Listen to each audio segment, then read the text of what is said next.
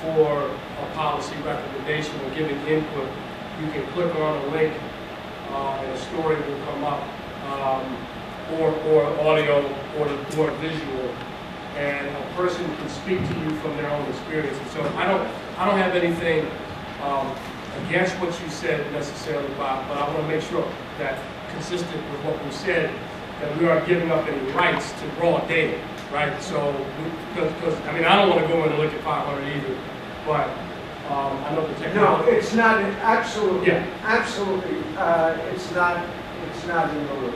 So this is where this is very cool.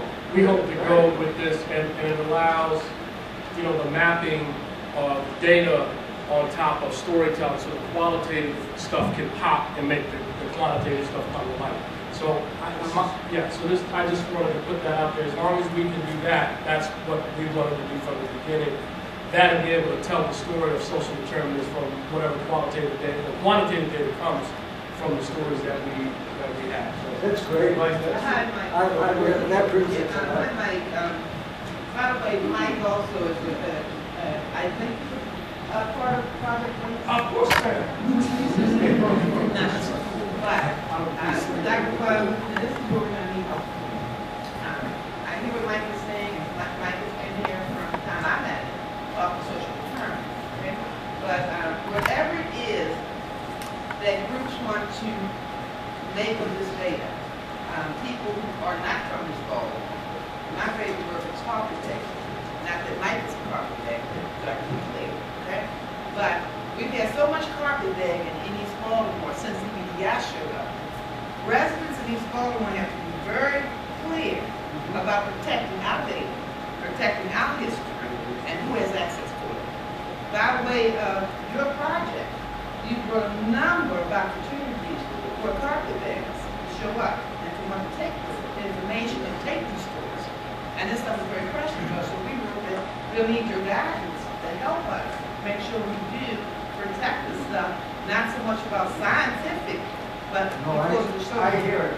And I think that one of the ways to do it is that I think we will need a small working group of this group to think through just those kinds of guidelines and governance. Not to make it complicated and impossible to get there, but to safeguard it so it's used appropriately and not inappropriately. And Michael, this is very cool. I'll say we've been trying to think about how can we get not only the data but the stories, not only the stories from the asset mapping, but just from coming to these meetings and things out there. We've talked to Liz, that's one of the reasons she's filming now. We want to do that. This pulls it all together in a very nice way. So maybe we can talk later about how they did this, because we tried to talk to a few people and we're not sure how to do it. That's not always just individual storytelling. There's data collection, there's feedback on policy, there's social media. That's very nice. Can I say just one more thing? To follow on one of the things, those of you who have been here from the beginning now may remember, is we did talk a little bit about this way in the beginning. And the thing that I remember we talked about is that the data being a priority, just as Nia said, there are others who are going to want to get their hands on it. But those of us that have been involved should have the priority, number one. We did talk mainly about a 12-month period where it's first available to us. That can give us time to also think through these issues that Bob was talking about who after this, or how do we make it get available. But I think if you guys are still in agreement with that, we should still, that's what we talked about in the past. And relative to what you all were talking about, at the conference, at the training session, David and I, they actually provide us with several mapping options that you can utilize, where you can literally post those things, create a file for yourself, post it, and several mapping options like Google Maps, and there's 2 of them and that are available, which also helps minimize the cost, like it just comes down to putting it on the map, identifying where you want to go, and you can actually adjust those maps to any size or manner you like.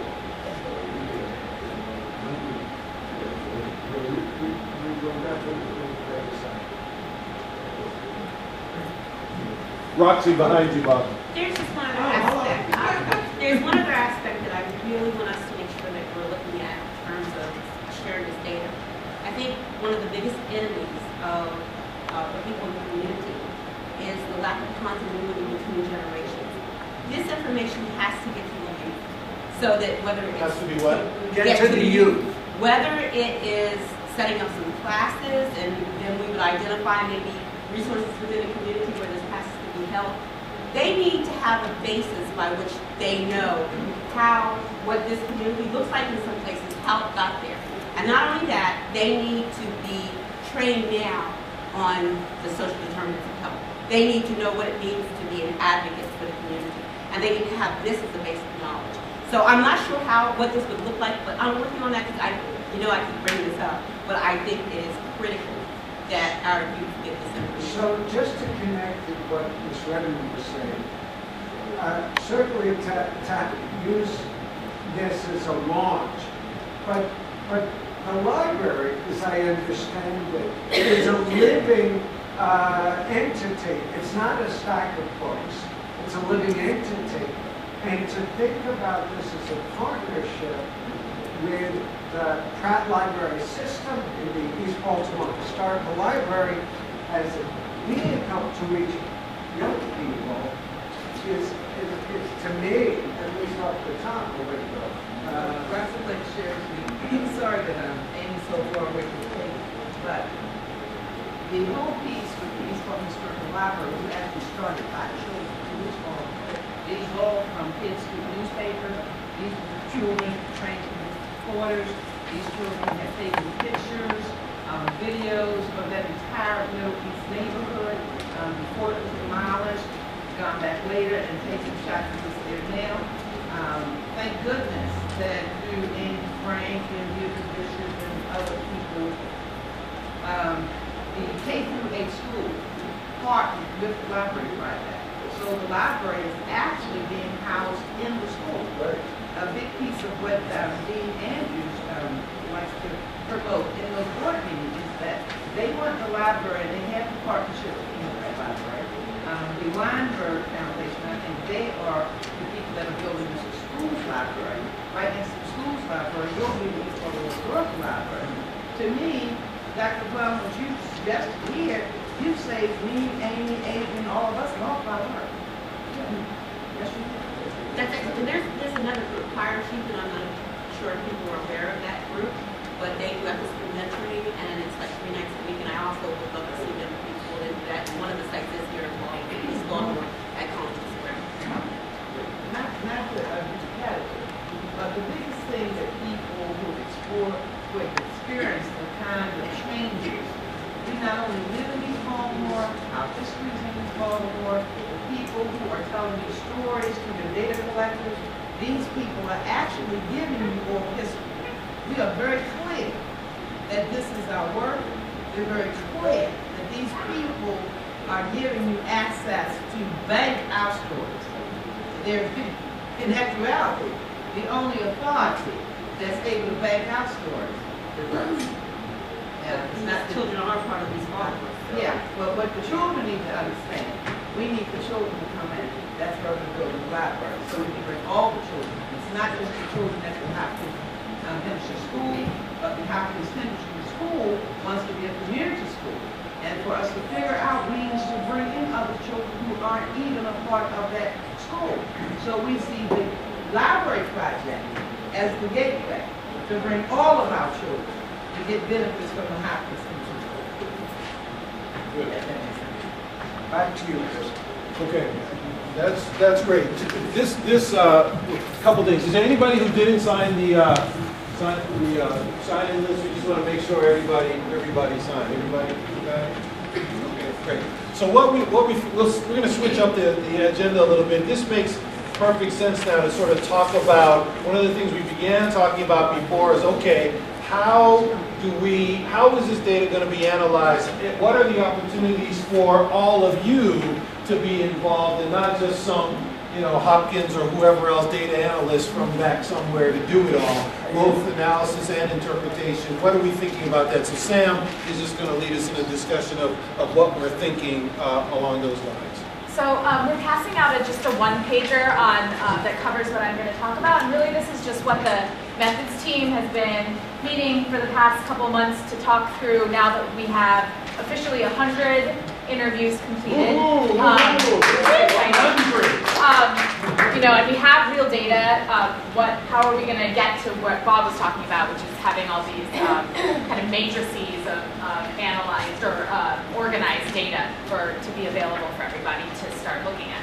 So I just, in this kind of synthesize what we've been talking about in the methods team meetings, describe this coding process that is the way that we take those 500 or 100 interviews now, but up to 500 interviews, and have a group of people, a set of people that are going to be actually reading through them physically and coding. And the way that we code is the way that we pull out those themes that Bob was talking about. So I just kind of walked through what all these terms mean to kind of understand how we get to the data analysis point. So coding is the way that we pull out and organize all the information that's been collected in the interviews. And like I said, people will systematically read through each interview and actually label pieces of what people said under different codes. And the codes, for the purposes of this asset mapping project, can be just like buckets of assets. We talked about those 7 buckets, so individual assets, economic assets, and those are the kinds of things that the data collectors have been asking of community members. So the codes can be those actual buckets, and what we would do is say, you know, as you're reading through an interview, somebody might say, oh, here a person talked about an individual asset. They talked about a skill that they have.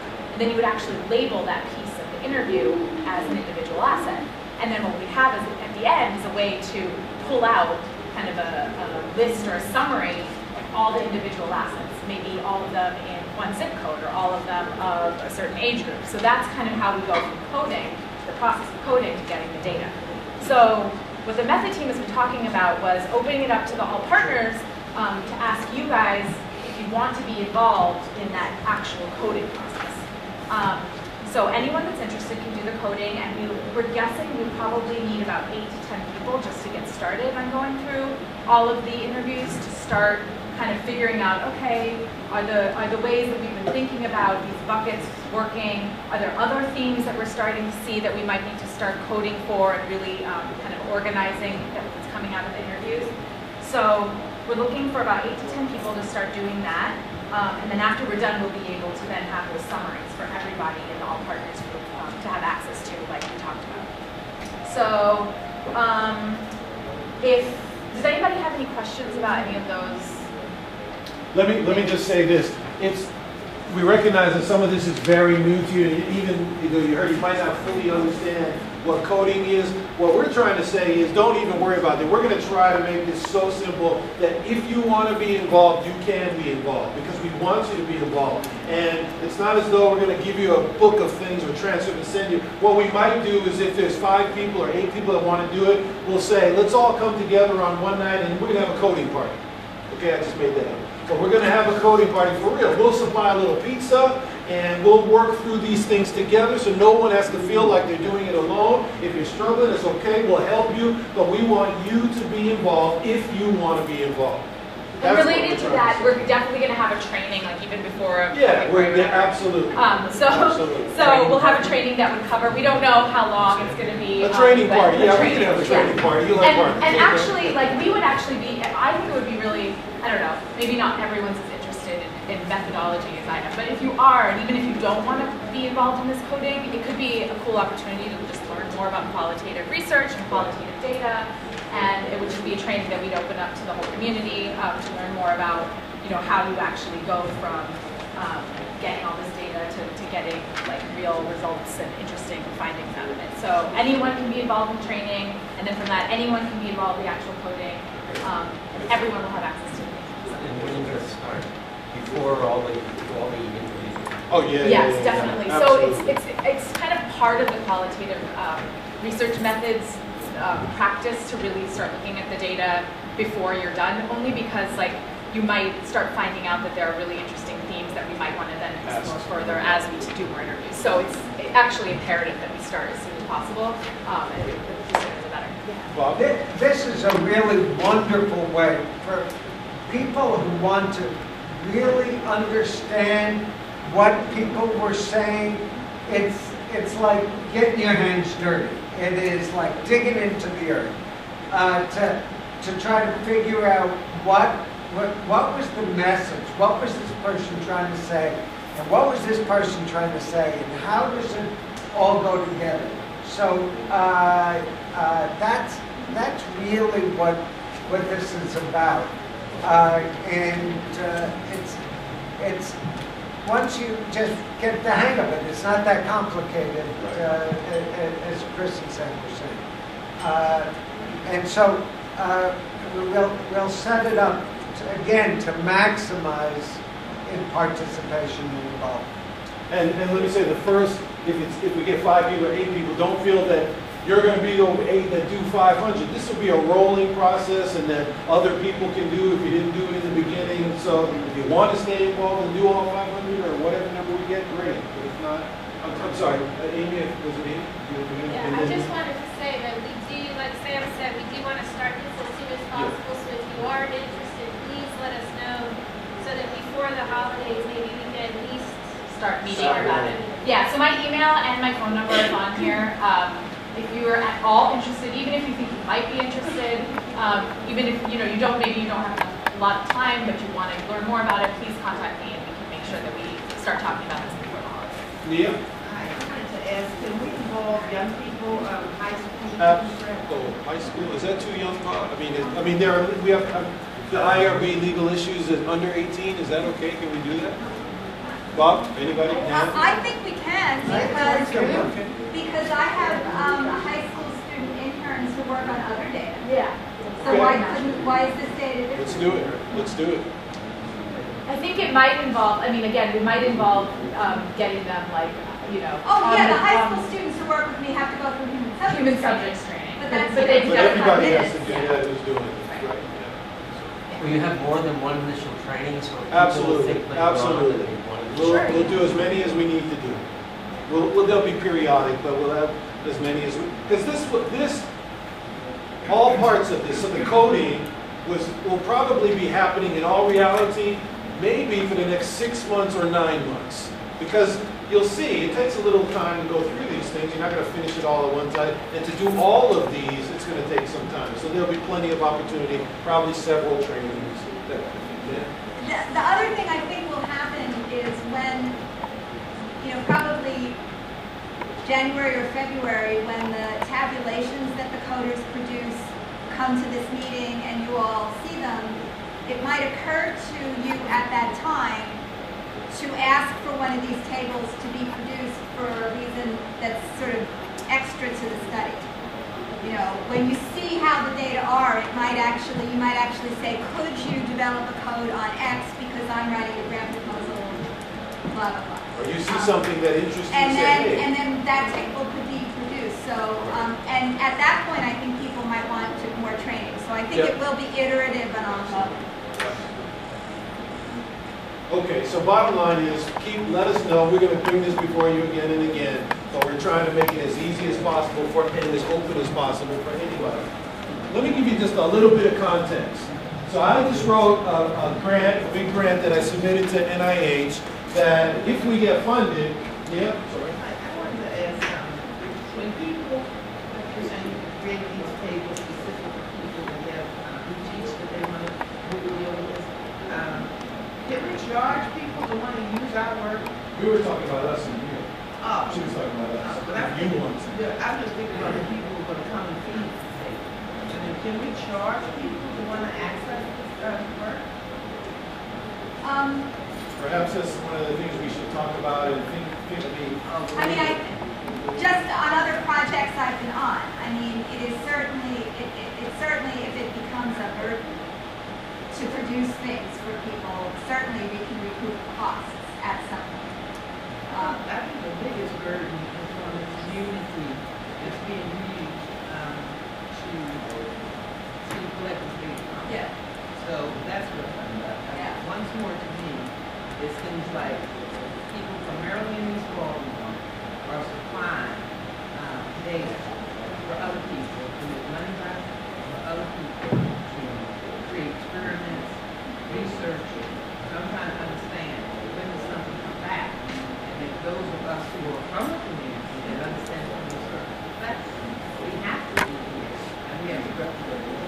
I'd like us to have a bigger discussion about this. That's why I'm not trying to brush it under the rug, but I want us to keep decision about it. This is not having a This is discussion, absolutely, but at least we got it on tape. that's right, that's right. Jerry?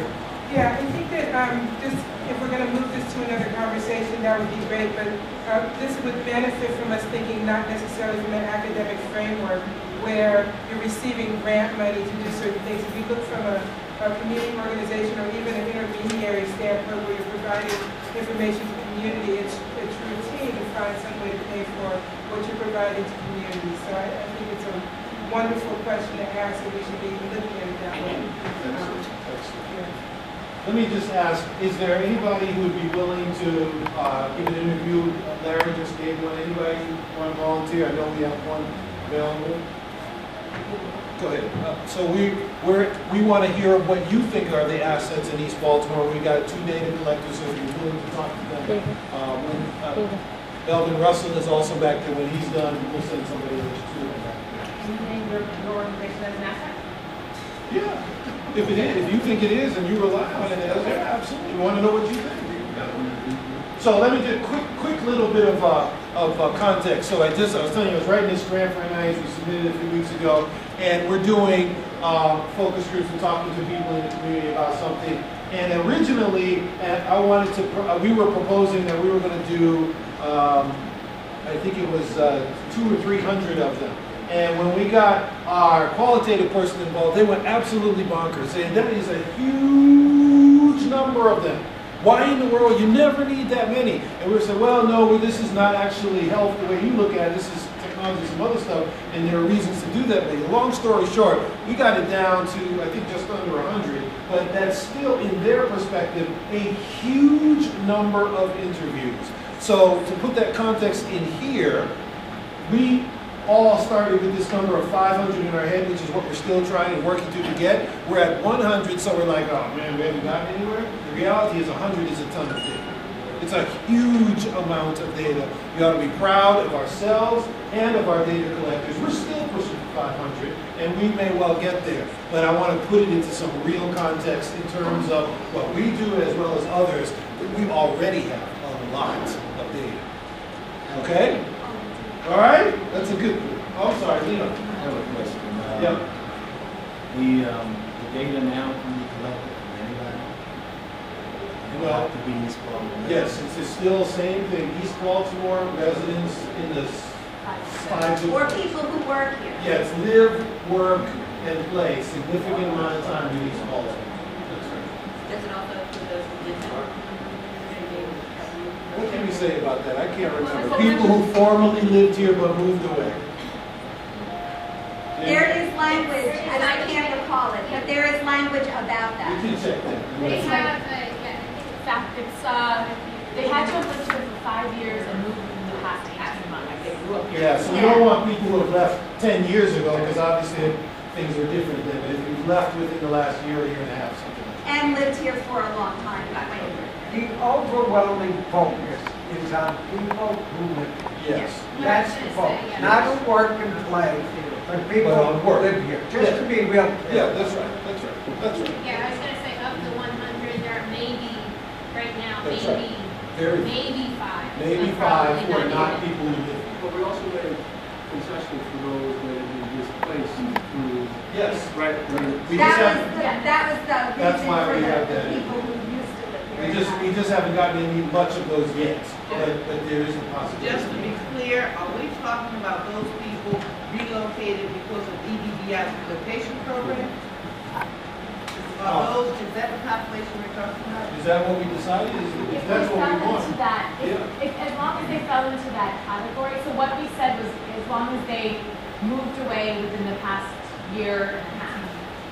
So then that would be impossible. They're bringing up the point that people who have left for a variety of reasons. And we did originally talk about specifically wanting to capture that group because they had lived here for a long time. But there may be other people who are not in that catchment area that have now moved that we would at least theoretically less interested. Or put it this way, we definitely want to capture that group. We want to fill it up with these and we don't get any of But those. you eliminate them if you say it again half. Oh, I see what you're saying, because EBDI moved it up before that. I forgot.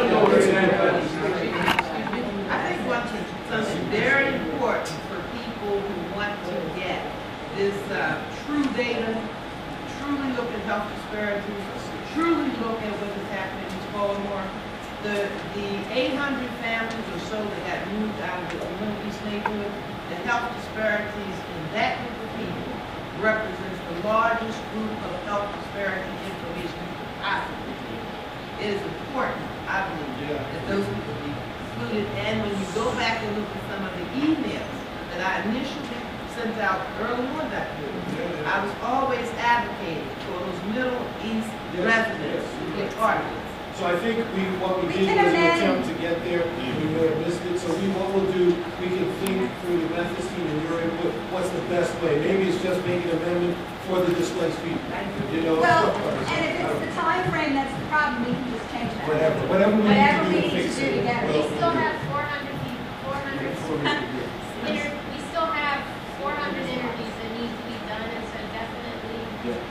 Well, I think the most important thing for us to understand is all over the country right now, people are looking at the displacement of people from that Middle East neighborhood and how kids played a major role in it. And people do understand the health disparities historically that have happened in East Baltimore. A lot of that data was gleaned from those people. So I think it is critical, if you have 400 slots, that you really make sure that through EPI we get to interview these people. An important thing will be to get those referrals. I mean, those people who know where those folks are and know who those folks are. EBDI actually has a list of them all. So we have to- Everyone. We'll follow up on that, because the question is how to go about having EBI put us in touch with those families. That's what we have to work That's out. what we need to work out. We need to put together a small group because we may need to leverage our politicians. We might need to. So let's, before we leave, we'll figure out how to take that specific question to the next step. Yeah? So, Chris, can you help me understand in this dialogue that we're having right now, what all of this has to do with the other relative to the overall bottom line? What is the purpose of the asset mapping?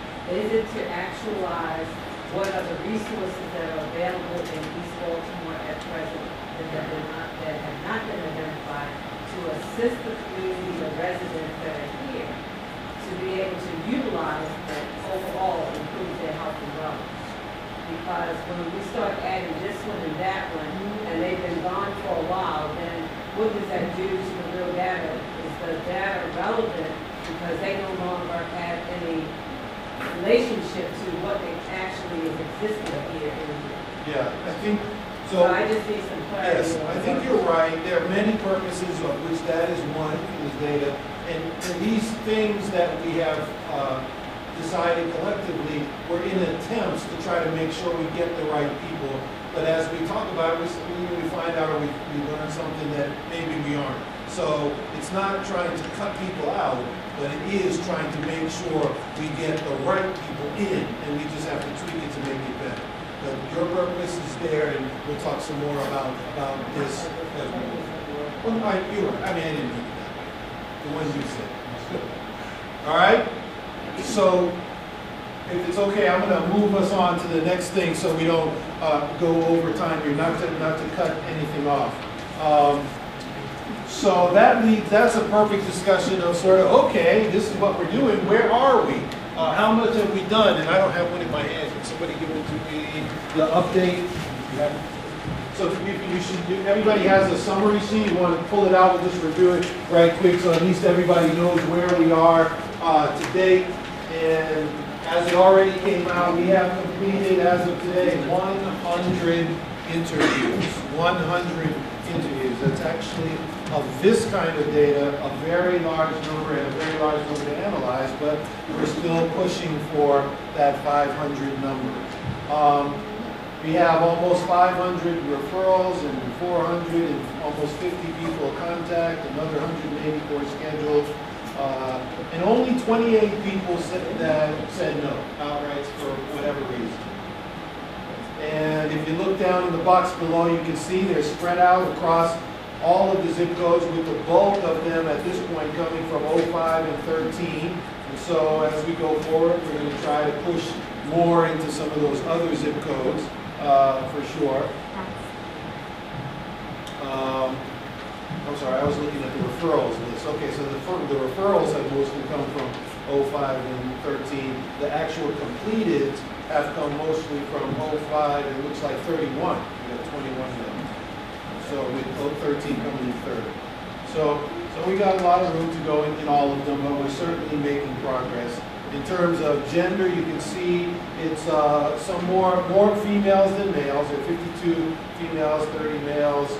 And in terms of age, it's mostly the largest group is the 30 to 54, the young adult or the adult age group, but we do have some almost 20, 18 to 29, and we do have some over the age of 55. In terms of race, it's largely African Americans. 84 out of the 100 are African American. We have 4 white and 3 other. So we got a mix there. On the second page, we don't have any Hispanics yet. That's something we want to change, and we're working to change. And if you have ideas about how we can help us do that, we'd love to see that. And in terms of education, our biggest group looks like the group that has a GED, high school education, and then below that, and you can see the breakout. You can see the breakout there. So I think at some level, as a start, we are basically doing what we want. We want a broad range of people, divided many ways by age, race, education, all those kinds of things, and we're getting that. So, anybody have any thoughts, questions, or comments about where we are? Are they all being asked the same questions? Is it the exact same interview for every demographic? We have categories, 7 categories of assets. But and so those categories, those same 7 categories are being asked of everybody, but there could be a million things in each one of those categories. So it's everybody, we don't ask you, you're not answering 100 specific questions and then we walk away. We're asking you about, in this sort of category, tell me about this, and when you talk some more, we ask you some more about that. That's how it's Yeah. I see the number 28 in group. Yes. And I'm going to know, are we capturing the data from markets? I don't think so. Are we capturing any data about people? If they give us the reason, yes. Sometimes they just say, you know, we don't have, I thought I'd be interested, but I'm not. Or I thought I could do it, but I don't have time. And that we do right now, but if they just say, no, not interested, without reason, then no, we don't. And we cannot use any information we observe about them. You know, if they refuse to participate, we can't say half of them were men because they're refusing to have their data used, and we can't say, oh, well, good. So the reason I think is different. You know, that's a conversation we're having before. But we could not, the interviewers will obviously observe and have ideas about whether they're male, female, whatever, but we cannot use them. That's always the hardest category to get at, the ones who didn't participate. Is there a space or is it so structured that they cannot allow things to say, I just start randomly about something that's not on the sheet, and they record that? We're recording, just so you know, we're recording everything, we're recording it digitally, audio, so anything you say is going to be captured. That's why we have to do this coding sort of thing. So every audio then gets transcribed. Somebody listens to it and types every single word. And so sometimes these are 7 pages, 8, 10 pages long. And then the next thing is somebody, that's the coders, go through and read it to see, oh, can you pick out a theme? Are there themes in there that are coming out? Oh, they're saying, oh, this supermarket is or this person. And so that's what coding is all about. So yes, you can say anything you want to say. And then we try to analyze it. One of the things, because of how the all partners actually interviews being done, they're not, as we pointed out, they're not question by question interviews. They're actually conversations. In other words, there's a general, broad, categorized question that you are asked. From there, you will begin speaking, and then, based upon those information that you begin talking about in your neighborhood, the things you talk about in your neighborhood, you will then be asked questions about other things that you you may not have spoken about in your neighborhood. So basically, it's a casual conversation, like some people call it the term answer machine, and they're talking about like that, it's something like that. Except we are open and we ask them to show you. Yeah. Well, I guess, you know, these are things that Well, actually, when people are talking to you, and the things that you're saying, at some point, and even though you may be saying, hey, you're going to get something, but that's part of it all. Is no matter, the funny thing about assets, no matter what you say, good or bad about your neighborhood, it's still becoming an asset. Right, Jack? Because because there's a listening component to it, and you kind of get to talk to somebody and find out. Little bad is still an asset. Oh, yeah, I mean, what I might get to it might be good, man. When a person says something about something, you get to ask them even deeper questions. See, that's the catch, that you get to ask more deeper questions to find out more about it and find out at that point its value or its advantage. Good or bad is Good or bad. as an asset. I don't think that, it was just a conversation. It was a conversation, where they asked some questions, and I answered. Okay, and I'm a very talkative person, okay, and I said what I wanted to say about anything and everything that came up. And I brought up some of the subjects myself, but that's what I do. That's what I told them. Did they run out of tape? No. All right, any other thoughts? Well, like I said, just give it a shot. You find out. As a matter of fact, we got one day to collect to sit back there waiting for anybody who wants to interview. Any volunteers? No? All right. Well, there not right now. Anybody? Okay, I don't want to put anybody on the spot, but just feel free to slip out and go on. We really want to get as many of you as we can. We think you're part of the process. We ought to hear from you as well. All right, so one of the last thing, I guess it's on the schedule here, we may finish a little early tonight. I'm sorry? Oh, I'm sorry. Oh, okay. So it's sort of come up a little bit tonight with Debbie's comment. I think I heard it, and others have brought it up before, and I certainly have been thinking, as I know you are, and that's the question of, okay, after we're done, not only with asset mapping, but, you know, we came together talking about this sort of survey or whatever, if we do that, where does this take us? What's the next step? Where do we go after that? And as we were honest with you in the beginning, in the very, very beginning, we didn't have good answers for that. Because we knew this, we felt this needed to be done. We came to you to see if you thought it needed to be done, if you wanted to be a part of it, and obviously you did. We're still here, and you've helped us shape it in the way that's best, so it's not today what we were thinking back then, and that's fantastic. And so I, like you, have been thinking about, well, okay, not only, there's nobody out there saying do this for this reason, but what could it be? Where could we go? What could it, and I think the most, for me, the most exciting thing about this whole thing that we're doing, not just asset mapping, but the whole CHI, building a healthier East Baltimore together, is that the next thing could be a variety of things, something you think of that I didn't think of, or something you thought of. One of the things that came up already, sort of that Larry thought about, was sort of making it into a 501c3. Weren't quite ready for it, but one day we will be. That's one sort of thing. Well, I've been doing a little thinking about this myself, and I wanted to share with you tonight the idea that I've come up with. It's only an idea, to see what you think, to see if it's even worth pursuing as going. And this is not to say it's the only thing.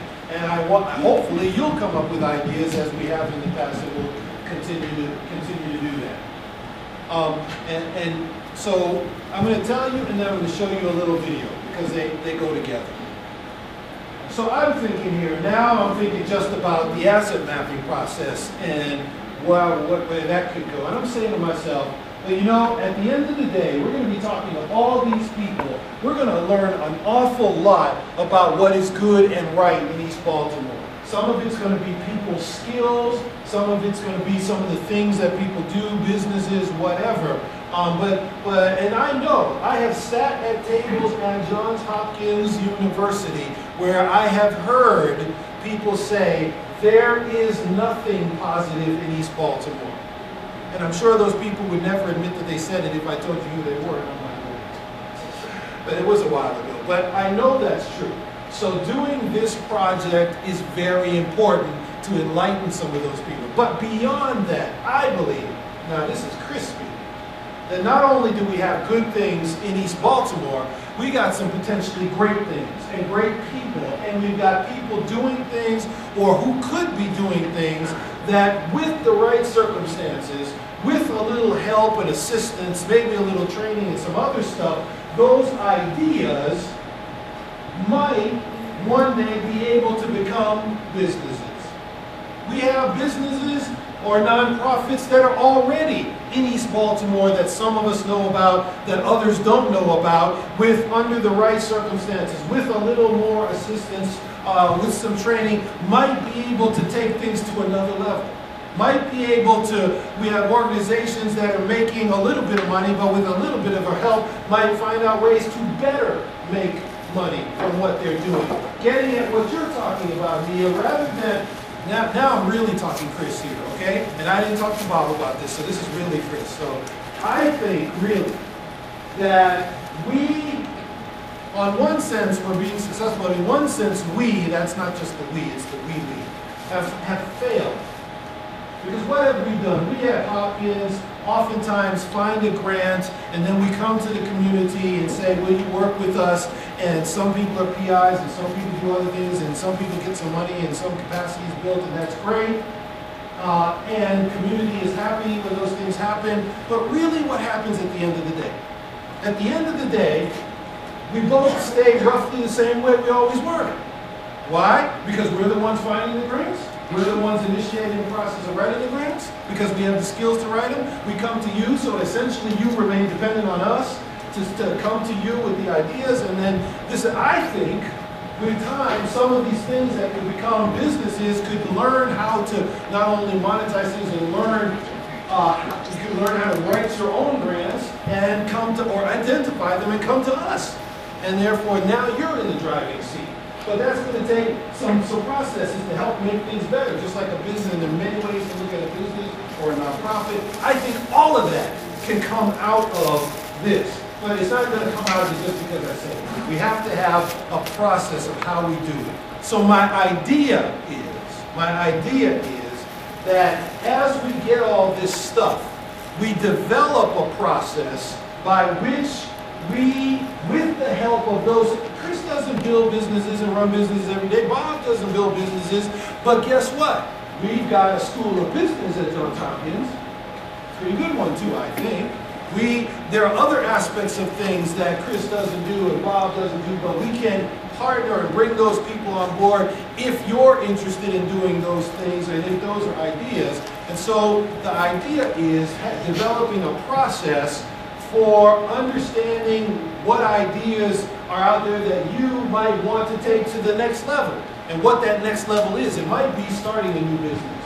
And so we have a process to help you understand, is this a viable business idea? If it is, what needs to happen? How do we develop a business plan? How do we do it? If you already got a business or a nonprofit, and you want to go to the next level, is that something viable? How can you do it? How can you better monetize your services? That means how can you better get money for what you do? You know, we got people who know how to do that and can help you do it. But one of the reasons they're not doing it, because right now they don't even know you're doing it. They don't know those assets are out there. And they don't know how to connect with people to it. But if we can build a process that does that, what's that going to do? That's going to build your capacities, the community organization's capacity. It's going to bring jobs, because jobs are created as part of new business. It's going to bring jobs because you will be more marketable in some of the skills that you get. So we're talking not only about health, but economic opportunities, We're talking about a whole bunch of things. It's not going to be easy. I'm not going to pretend with you this is something we're just going to hammer out in a day or two.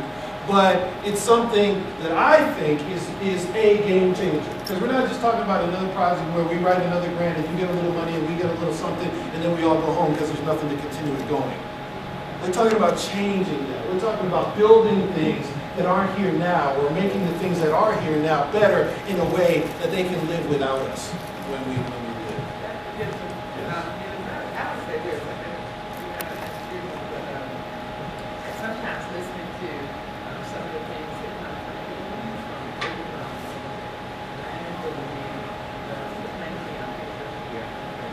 but we can't hear you. I was saying sometimes listening to things that people come up with and this room overwhelms me at times. And I've been here, I'm explaining, I don't think I've been here for a year. I've been actually gone from this level in a year. But listening to what you were saying, I almost felt like we get back to this. Because it's not that people from Hopkins in particular have not known of some of the assets in this neighborhood. They've been identifying assets unofficially for 61 years I've been in Baltimore. The thing that they have not done is to want to help us take those assets, take our resources, rather than just take our stories, take our tissue, our cells, use us in experimentation. People make money off of us coming through this emergency room, and they've done this for years. Here you are presenting an opportunity for us to change this thing. That is a real game changer, and it just don't seem overwhelming to me that the innocence by which this came about, that you innocently, I don't think you really see the connection between we live this type of economic exploitation. Hopkins is a business, okay? And we understand that the economics behind the health piece has always benefited Hopkins, unfortunately. Whether we come to them with our DNA, which they have gotten a number of funding over the 100 years they've been here. They've gotten some of the best DNA they could possibly do research. Then this thing that you're proposing, though, you're proposing that we stop just a one-sided relationship and we move more towards, true benefit, where Hopkins uses its skills, its resources to leverage some of the things that we've been doing in our community just naturally. Some of the data collectors I've spoken to told me that they're discovering people in our community that make instruments, people that have all kinds of talent. Well, we've always had that. And we've also always had Hopkins, not necessarily anything connected with Great Job, but we've been in our neighborhoods doing things where we see Hopkins people, employees, get out of their cars, take pictures of us, okay, take videos of us, and then because of the kind of way we are as a people, and I'm talking about black people, I've actually waved them. Do you understand what I'm saying? I've had busloads of people riding through my neighborhood. I thought they were going to Atlantic City or something. I didn't know these people were touring the neighborhood, and I'm waving to them. And I know I'm getting off the subject, but the thing is, once I got on one of those tour buses, and when I realized I was in that bus and they were touring the neighborhood, and I realized, oh, now I'm in one of those buses where I'm looking out the window at my neighborhood, and they're touring my neighborhood. And I just thought they were on their way to an excursion. But bottom line being this, I really want you to know that I appreciate the fact that you are able to cipher through all of this 2.5 years of work and get to the bottom line for where some of us have been trying to articulate this need and not quite as eloquently as you have done here today, that we want to get paid. We want to get paid. We understand the volunteer work. You don't have to teach us how to volunteer. I'm 61 as a volunteer on my adult life. So we understand how to get it. We feel like we are an integral part of the success of Johns Hopkins. We've always been, whether it's been through us being the help, so to speak, the service workers that were relocated out of that New Orleans neighborhood. We were the names. You know how many doctors people down there raised. They were nannies we put out there. One still lives there. But this is an opportunity for us to do something that even EBDI wasn't capable of doing. Because some things you have to have capacity, and you also have to have compassion. The people that have shown up around this particular project, I believe that you come, in my mind and in my experience, to balance out the tragic things that happen down here at this location. If you all stay of the mindset to be transparent, if you are able to hear some of us who are giving you this kind of historical experience, and then assist us, like Dr. Gibbons says, assist us to be able to articulate what it is that we wanted to end the day. At the end of the day, we want to be paid by whatever means necessary, whether it be helping us to deal with buildings, we need facility, we need skill building, and we need to be able to package ourselves to market ourselves to the world legitimately. Thank you. So let me do this. I have the video that I want you to see, and I think it'd be good if you see it before we open it up for discussion. So it's not to stop anybody, but I saw this video and it said to me, this needs to be East Baltimore. I'm just gonna be honest with you. This video, instead of being written and shot about who is shot, and you're about to see it, we need to have a video that is East Baltimore and Johns Hopkins and somebody in this video. And you'll see what you'll see what it's only about, I think, 8 minutes long. It's already on there, Amy? Yeah.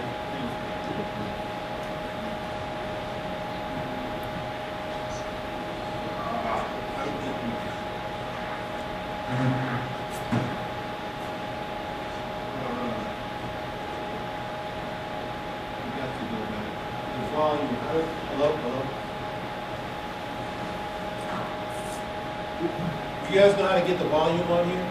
Because they're not going to be able to hear it from, hello? Maybe just try playing it and see if it comes on. It came on. I was listening to it, but you couldn't hear it. That's why I stopped.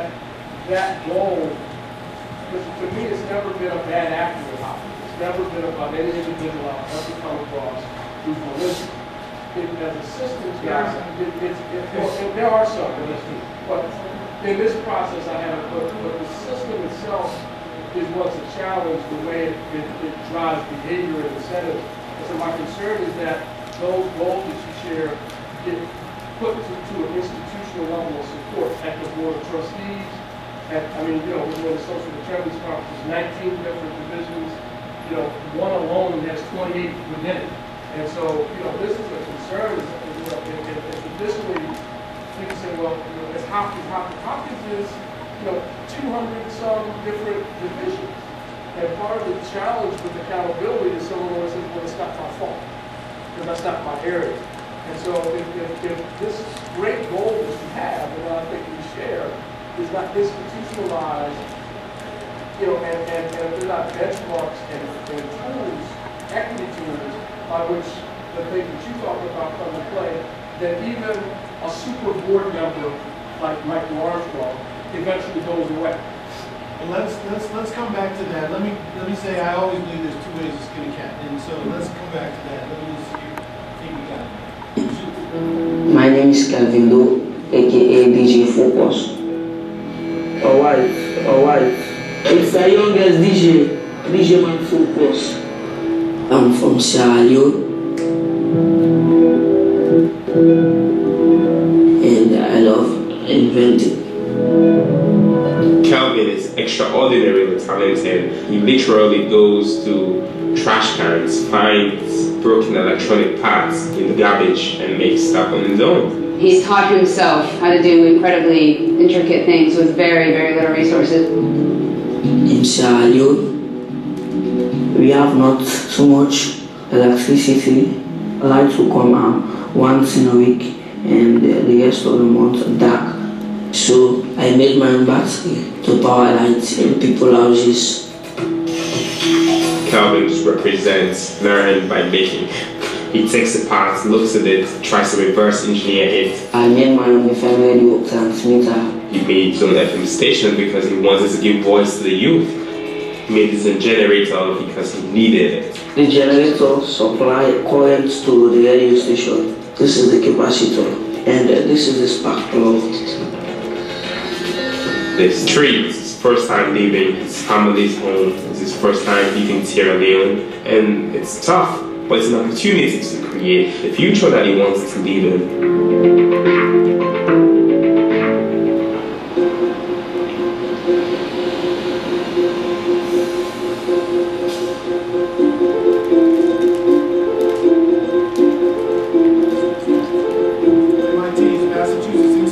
My name is David Moyne Nasenge. I'm from Sierra Leone. I'm a PhD student at the MIT Media Lab, where we have unlimited creative freedom. I wanted to ensure that young people like Kelvin also have this experience. David has written visa letters, found places for Kelvin to stay. He's really got invested in him. For quite many years, Sierra Leone and many other African countries receive aid, but it does not necessarily get us anywhere. We are not looking into the future. We are not designing our future. Unless we have a host of young people who can think at any given point that here's a challenge, there is a problem, but it's an opportunity to solve it, there won't be a steep growth in national development. If we have a radio station in my community, the people can be able to debate about issues affecting our community and Sierra Leone as a whole. I first met Kelvin at the Summer Innovation Camp that I run in Sierra Leone that challenges kids to think about the toughest problems in their community and have them solve it. Kelvin's team applied to build an FM radio station for community empowerment, and people listen religiously to his radio station. People text into the show and he reads the text from people. It's very inspirational. I'm DJ Focus, live broadcasting all the way near Amagostin. People normally call me DJ Focus in my community because I believe if you focus, you can do invention perfectly. I DJ every day. Alright, for sure, for the meantime, don't forget DJ Man Focus passing through.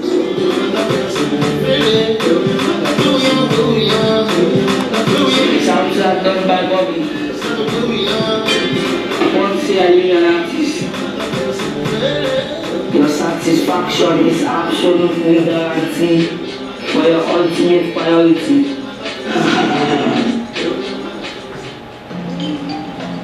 So Kelvin has been in the United States for the past 2 weeks. I lined up a pretty busy schedule for him. First we went to New York, The next day we were in Cambridge. Next week we have a talk with the president of Harvard University.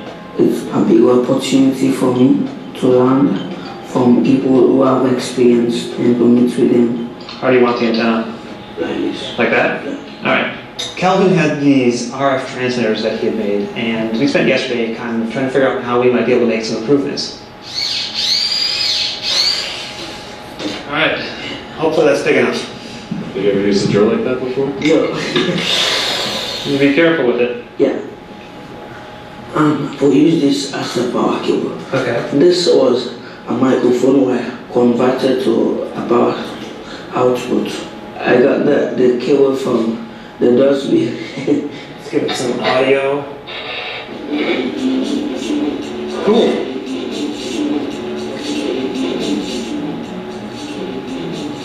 We kind of get trapped in our own little worlds. And just as Calvin's getting his world expanded by coming here, so am I getting my world expanded by interacting with him.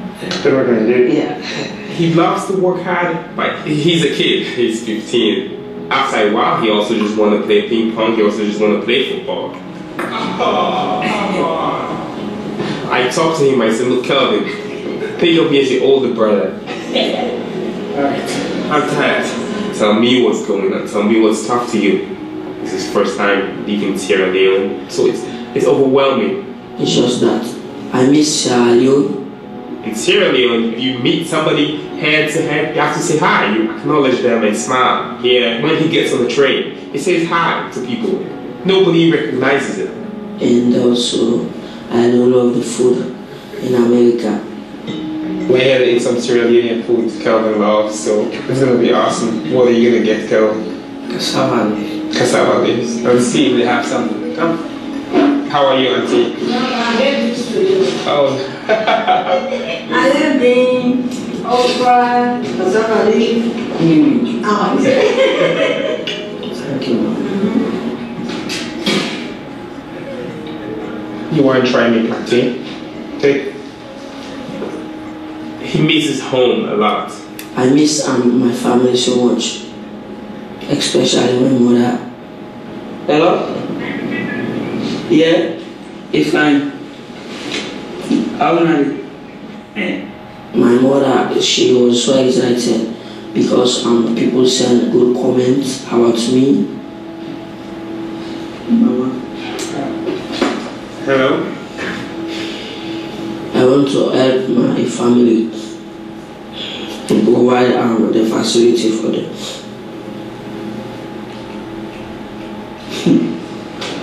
Hello? Yeah, Didi.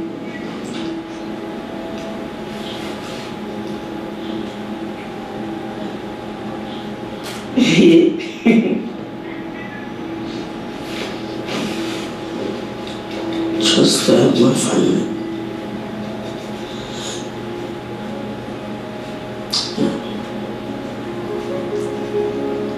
Okay, bye. For Calvin, his biggest challenge is going to be the scarcity of the materials and the information once he goes back. Here, you can go in and pick up a resistor or whatever he wants. He now understands that there are many people who don't have skills to garbage, so he has to go back. Whatever thing I've learned, yeah, I will share it with my friends, colleagues, loved ones, and do it as a team. He's done an amazing work, but that's just the beginning. My next invention will be a windmill for people to use for electricity supply.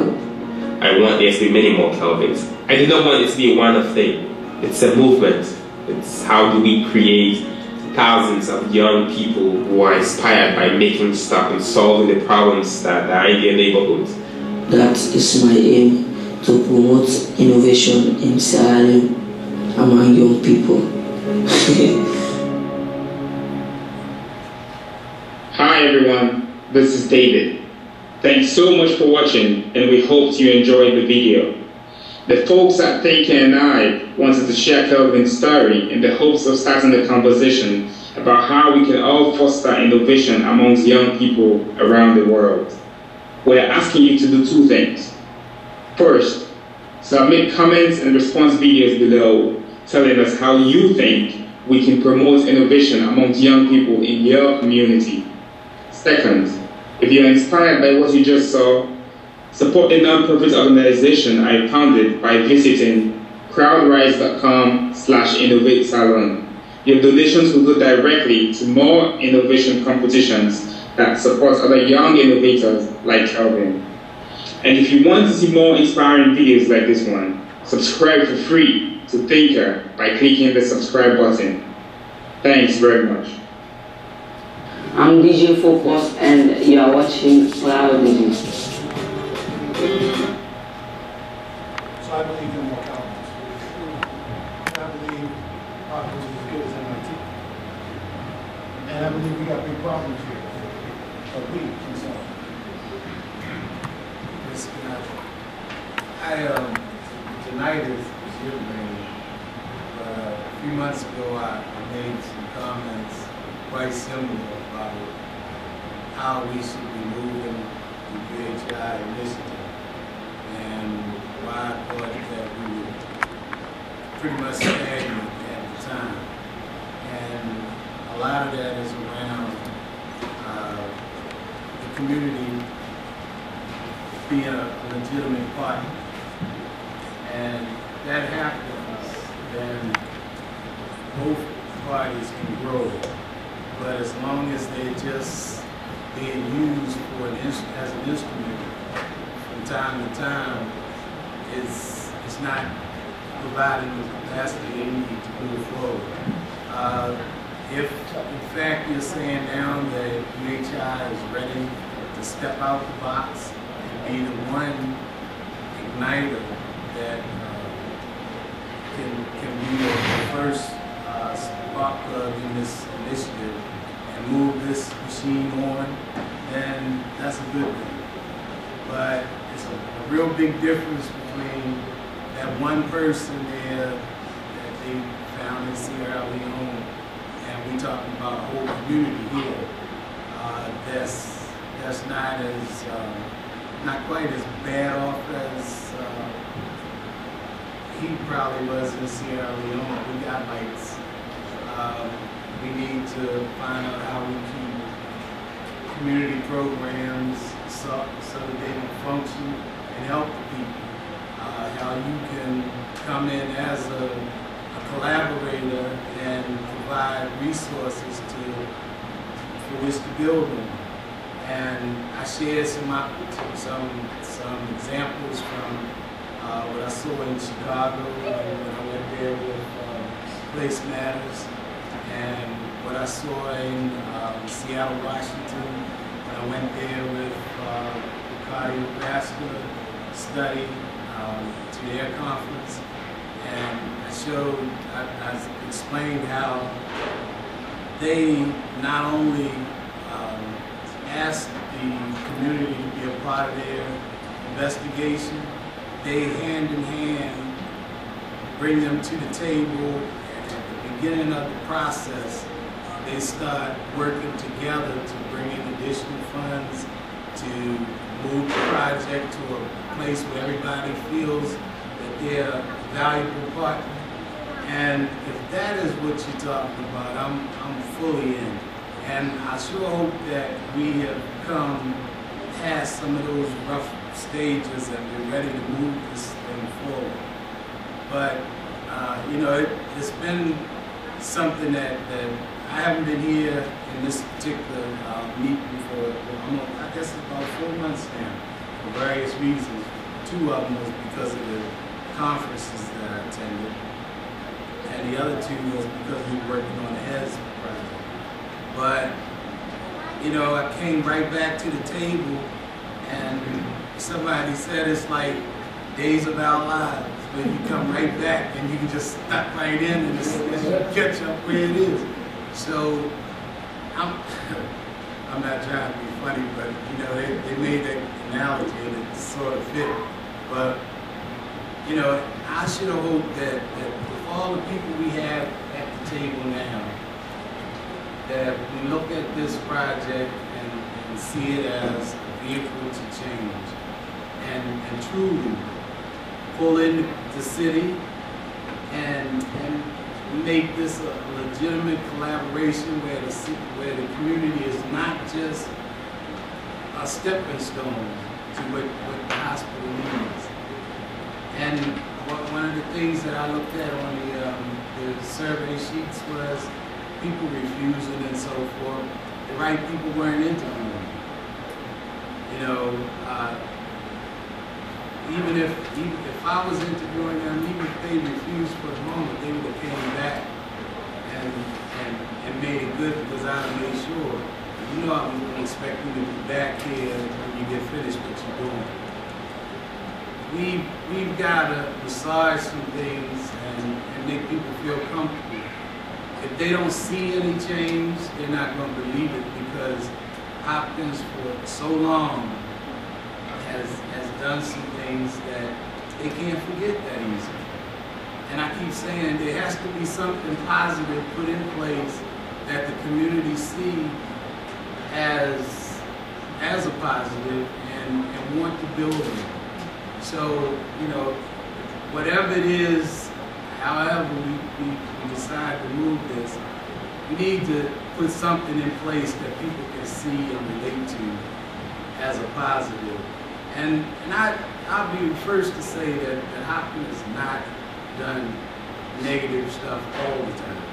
But very few of the positive things are heard about because the community don't see it. You know, it happens from a trickle-down effect. It's not something that's right out in front where the people can grasp it and say, boy, Hopkins really made a difference in this area.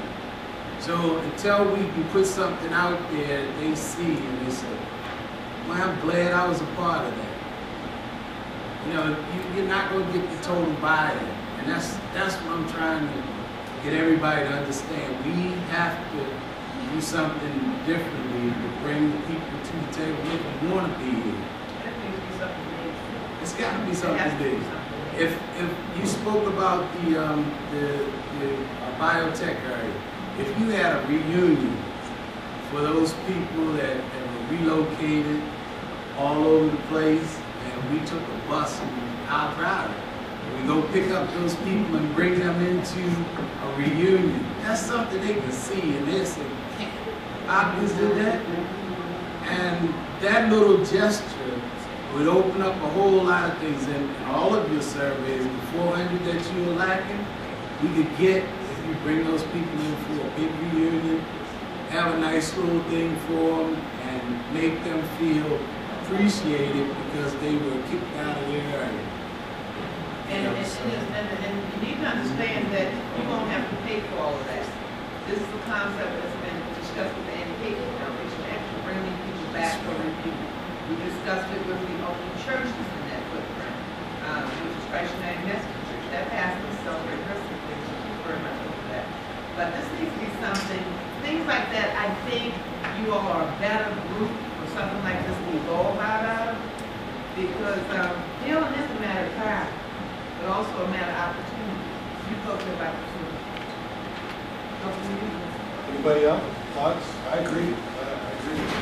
I wanted to say it's inspiring. To link to my earlier comment, there have been terrific correctional outreach stories coming out of East Baltimore for decades. And I know a guy that literally invented Facebook before Zuckerberg at Harvard, with a Harvard professor, didn't get it to go, comes from East Baltimore. Is on the tech transfer council now for Hopkins. So these stories, but the issue is not the story, not the talent, it's the system that recognizes that and nurtures that talent or not.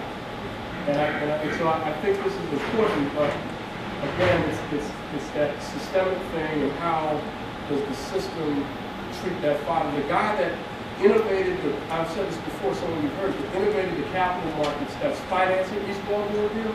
His grandmother was the first cohort in New York. He was literally the second guy on the mortgage-backed security desk at Merrill Lynch. The third guy designed the Patriot Missile. They innovated this market. He couldn't get back. He tried. So I think this is admirable, it's needed, this talent exists, but again, even we're not enough if we don't get the institutional push. I think this is a great start, though, and I'm glad to be a part of it. But I just had to say this. Well, let me say this. I agree with you too. But, you know, I learned a long time ago, there's always two ways to skin a cat. Always two ways to skin a cat. There's the way that everybody thinks you need to do it, and the way that everybody else has done it. Then there's another way. It's only the few that are going to push and work and stay committed to find that other way when the roadblocks on the normal way are too big. So normally, you go to the trustees, you make a case, they agree to it, they do it. I don't have walking ability with the trustees. Sure. That road is not going to work for me. Okay? Or you. I'm just going to be honest. None of y'all got that. Okay? But, I believe a project like this could get us there. Why? Because Hopkins doesn't need this in the sense that you're thinking or they're thinking. They make a lot of money. But what do they need? They need, and what do they want? They need resources for their students. They need to make differences in real world problems. They need to be known as the ones fixing things.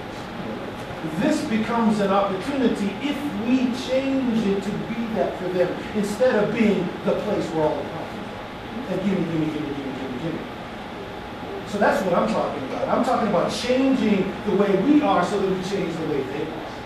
And so now it becomes, oh, not the place with problems, it's the place with challenges and opportunities for our students and our faculty to work with community to make that brighter day that we're talking about. And then guess what? Everybody can be known as part of doing it. So Hopkins is known as part of doing it. So will you for your community and your organization and your thing. Everybody can share in the game. But we're not going to do it by continuing to beg and continuing to try and be on someone's grant and trying to say, give me more, and who's going to be the PI. Those are nonsense games that will go nowhere forever. And Hopkins will continue to win. You'll get a few dollars, and it'll stay the same. So if you want to put it, and this is not for everybody, I'm not trying to pull any wool over. Everybody's not going to start a business, and everybody's not going to have a successful business. Everybody's not even going to work that hard, because it's not easy. But for those of you who are interested, I'm interested. I can't even speak for all the Hopkins, but I know what I want. And you may think I'm not part of this community, but I'm part of this community, whether you want me to be or not. And when I'm talking about people in this community, First of all,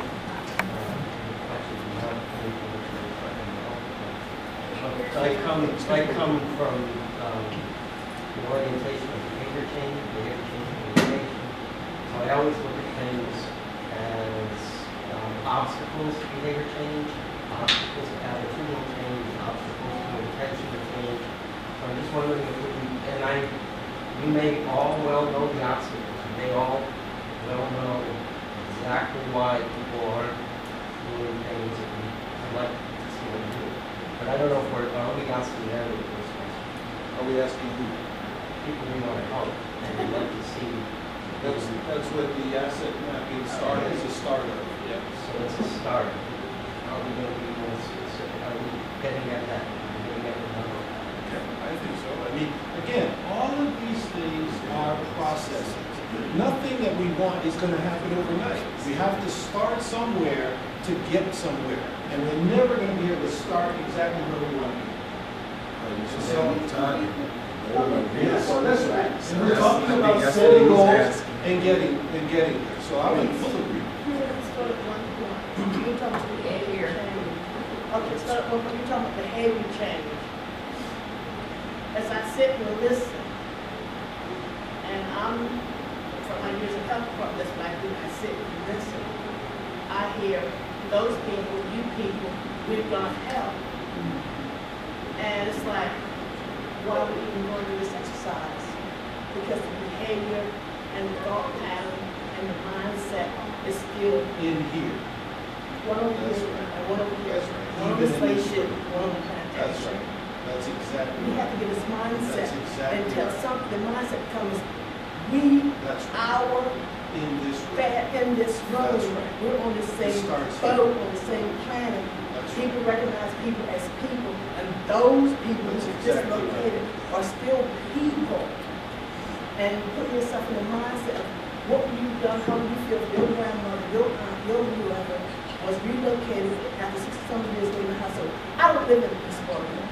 I work in East Baltimore. I used to work for nonprofit here. I worked there for 2 years in the community association. When I first came in, the gentleman put his finger in my face and said, don't be like everyone else, especially Hopkins, coming to what you are going to do for us, or how you going to help us. That mindset, and quite often when I come in this community, I see that from a lot of times from Hopkins students, from Hopkins employees, like they're on a bus, then from another country. I didn't even see that when I was working in Kenya, I worked in Uganda. People acknowledge another human being. That whole mindset is something, part of it as we go on, hopefully sensitivity training is going to be part of it, some other training to that mindset. If that doesn't change, this whole project, we might as well be just wasting our time. Because that's when people do not acknowledge another human being. And it's like, are we going to help them? No, you're helping yourself, but we're part of mankind. If another people over here is that's helping me. I live in Harford County. I'm down here because I care about this community, because this community affects my community in Harford County. Until we all start thinking like that, or then we might not be a sheriff, we just would be like in the 2 seats with and I was in Uganda when they were bringing the ones 135,000 people. We don't have to have them established to do what they did. And we separate people because one may have a degree, one may not. One may just have been born in a certain community, and one may be in another community. But that whole mindset is that anger and hate, all the projects, J-chip, hazmat, chop, whatever, all the projects come with it. It's not going to work unless that underneath. I agree. We have run out of time. I'm a firm believer, and we've got to be the change we want to see happen. And if we can't be it first, why should everybody else do it? So, if you want to respect your time, if those who want to stay a little bit longer and talk, we can do that. Thanks for coming. If you think this is something we should try to figure out how to do, let us know. Well,